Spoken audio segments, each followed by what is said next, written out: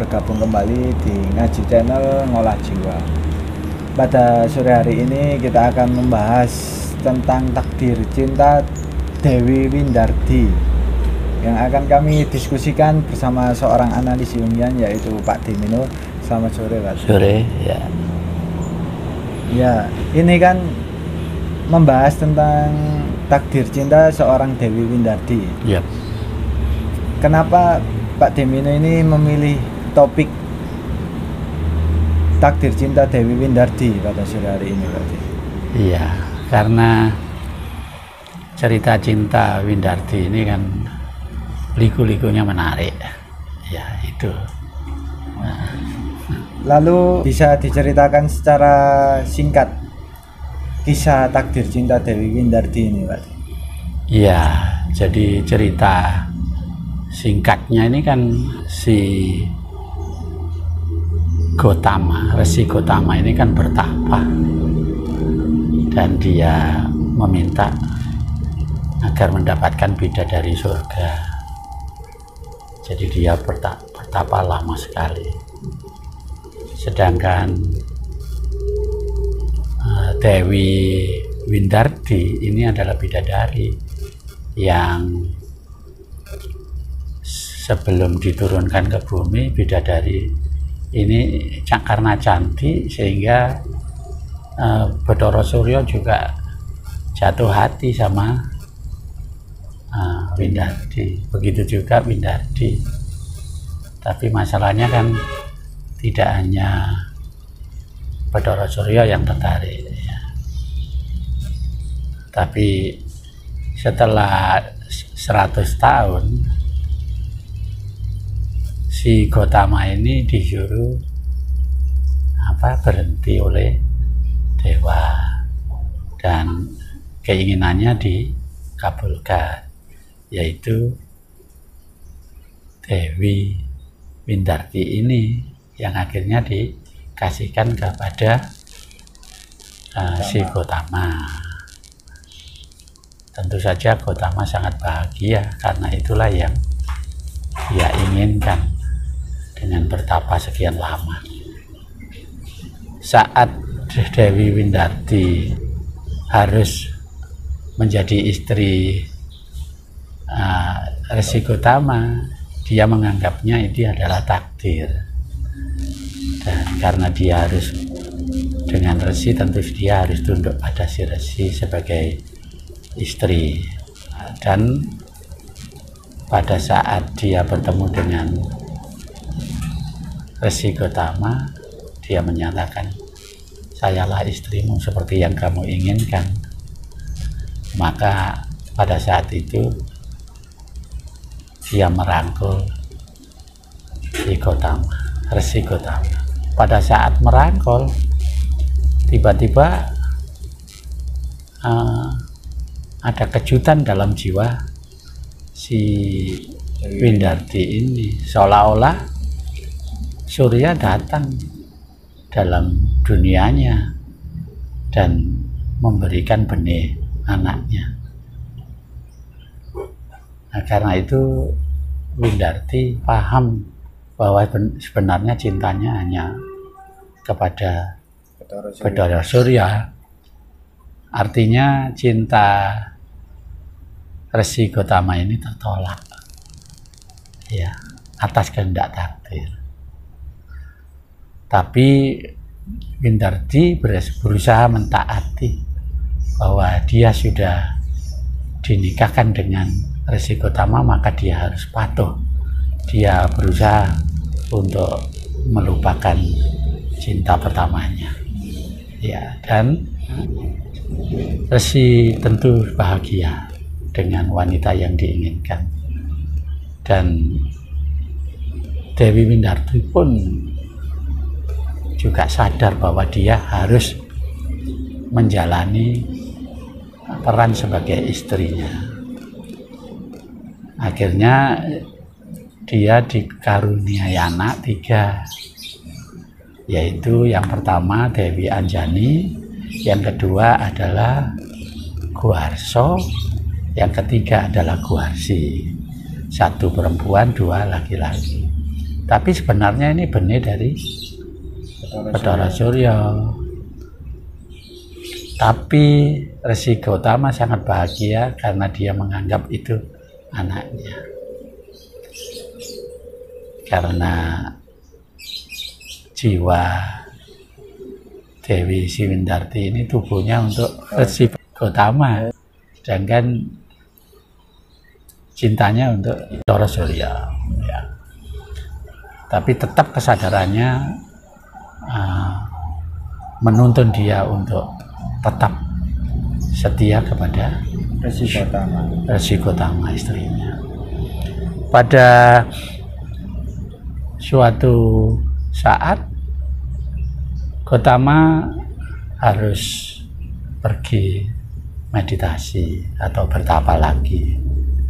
Jadi Resi Gotama ini setelah mendapatkan istri ini, dia fokus untuk meditasi. Jadi dia fokus untuk spiritual, sehingga Dewi Windarti karena sering ditinggal meditasi, lama-lama jadi kesepian. Dan dia harus ngurus anaknya 3. Jadi pada saat terakhir kali Gotama ini pamitan untuk semeti, dan akhirnya pada saat dia kesepian, dia mengeluarkan Jupumane Astaginar, pemberian Bathara Surya saat ketemu pertama dulu. Padahal dia berusaha keras untuk tidak kontak dengan Bathara Surya. Nalarnya menekan dia adalah seorang istri, dia menekan untuk tidak berhubungan dengan Bathara Surya. Tapi dia sudah tidak kuat lagi. Akhirnya Jupu Maniknya dibuka. Jupu Manik itu kalau sekarang seperti Android gitu. Jadi dia membuka Android untuk ketemu Bathara Surya. Karena kesepian, dia senang, sudah melupakan Resi Gotama, sudah asik berpandang-pandangan dengan Bathara Surya. Dia lupa bahwa di belakangnya ada Anjani yang sudah menghampiri. Maka setelah Anjani memanggil namanya, dia kaget. Jadi, ibu sedang apa? Dia langsung kaget, dan Anjani ternyata sudah ikut melihat isi gambar Jupu Manik atau Android yang dia pegang. Ya. Wah, mama ini sudah berhubungan dengan orang laki-laki.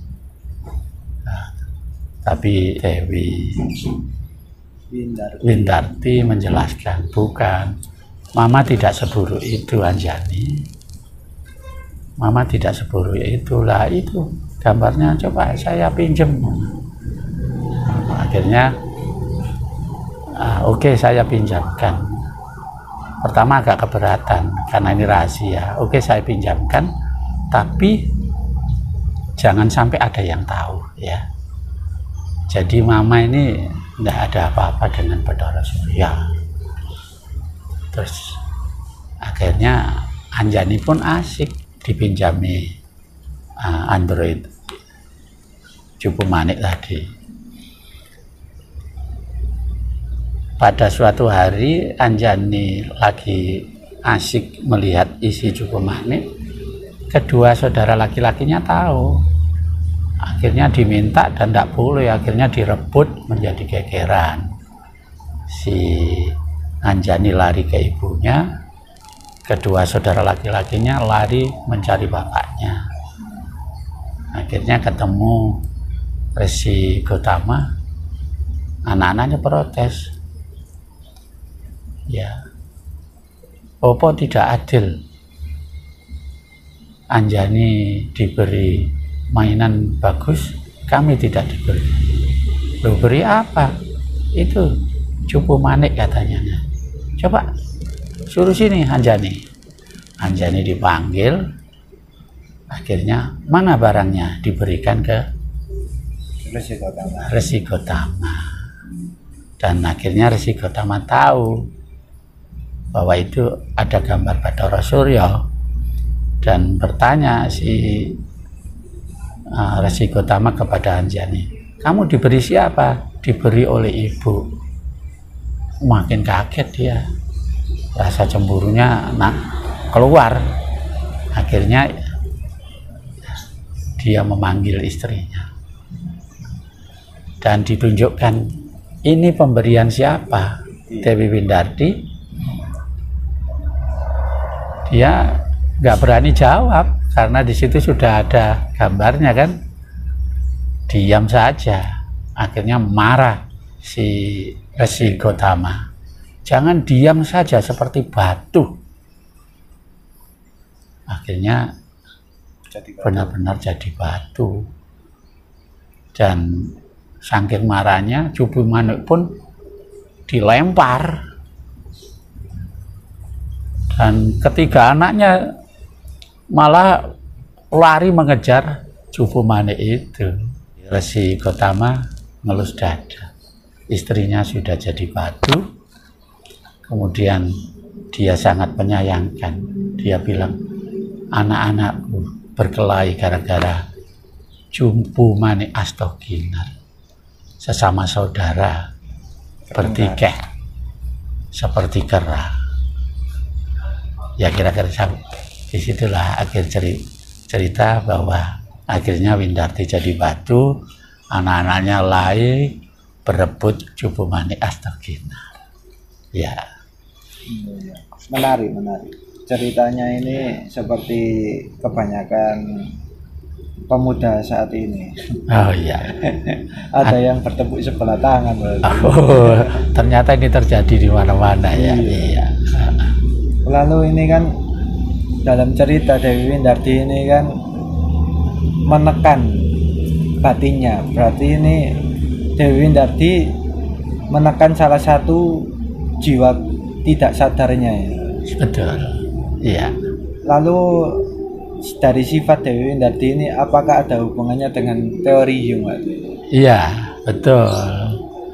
Jadi ya bisa dijelaskan dengan teorinya Jung bahwa memang benar Windarti ini menekan Sedonya. Kan dia hanya memberikan tubuhnya ke Resi Gotama. Tetapi sebenarnya cintanya untuk Bathara Surya. Dan dia, kesadaran dia sudah menekan, dia tidak boleh karena ini pelanggaran. Maka kesadarannya juga menekan dirinya bahwa dia nggak boleh kontak dengan Bathara Surya dan harus setia kepada sang resi ini yang memang suaminya. Tapi dia itu menekan jiwanya karena cintanya itu pada Bathara Surya. Tapi dia karena norma-norma dia harus kesadarannya menekan Sedonya. Jadi Sedonya ini yang ditekan ini jadi Sedo. Bayangannya itu cinta, tidak ada cinta sama Bathara Surya. Suami saya adalah Resi Gotama ya. Akhirnya terus tertekan. Nah, menurut Jung jiwanya tertekan karena Sedonya itu berusaha ditolak. Gitu ceritanya. Oh iya. Ketika Sedo ini ditolak, apakah Sedo ini tidak meminta kompensasi nantinya pada akhirnya? Ya jelas. Jadi kalau menurut teorinya Jung, Sedo yang sisi gelap yang kita tolak ini minta kompensasi. Walaupun kesadarannya ini berusaha keras, dia berusaha mematuhi, pada saat-saat tertentu saat dia kesepian sudah nggak tahan lagi. Disitulah Sedo keluar, manifestasi Sedonya menggerakkan dia. Dan dampaknya apa? Ketahuan anaknya gegeran, suaminya jadi tahu, dan akhirnya apa? Dia dikutuk jadi batu. Itu. Jadi kompensasinya ya akhirnya tadi berakibat berentet itu tadi, yang akhirnya memposisikan dia tidak punya pilihan, dan akhirnya ya sudah, jiwanya begitu jadi batu ya sudah tidak ada lagi. Lalu ini kan Dewi Windardi tadi menekan Sedo. Betul. Lalu ini kan tidak ada cinta, berarti ada jiwa animasnya berarti yang apa? Belum ketemu ya, Pak? Betul. Sebetulnya animasnya adalah Bathara Surya ya.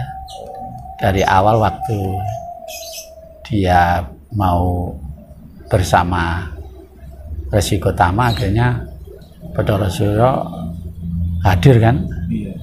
Nah, artinya animusnya betulnya Bathara Surya, jiwa minoritasnya ini betulnya bukan Resi Gotama, animusnya adalah Bathara Surya, tapi kesadarannya berusaha untuk menolak kan, karena demi norma-norma lah. Norma-norma ini kan juga persona kan. Iya.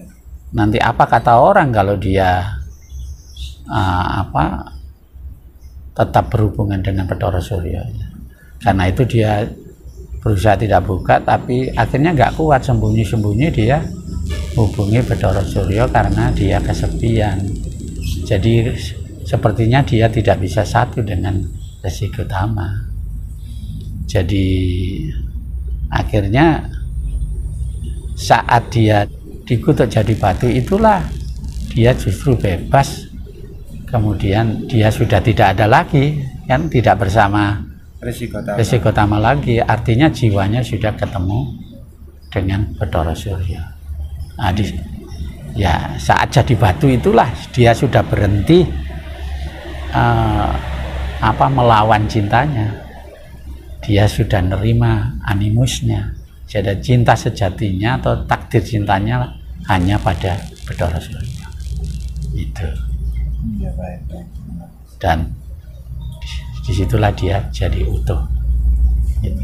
Iya, baik. Nah, menarik. Iya.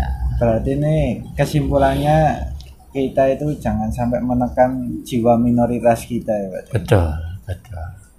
Jadi apapun, walaupun kesadaran kita itu berusaha untuk mempertahankan demi nama baik kita,